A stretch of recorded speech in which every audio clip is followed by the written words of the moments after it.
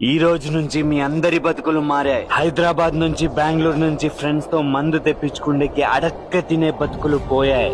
9 గంటలకే wine shop మూసేస్తారనే భయాన్ని సమాధి చేయండి. ఇక మీదట మీరు తల దించుకునేది మందు ఎక్కువై డబ్బులు ఎక్కడ ఎక్కువైతాయని కాదు, కళ్ళు తిరగాల్సిండేది మందు ఎక్కువై రేట్లని చూసి కాదు.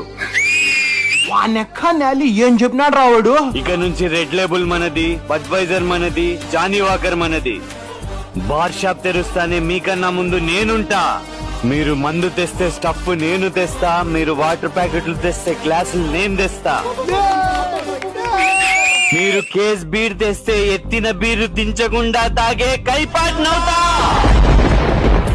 మీ అమ్మ నువ్వునే తాగుబోతు అనలేదురా, నువ్వు తాగుబోతులకే తాగుబోతువే. తిప్పరా నీ సొమ్ము.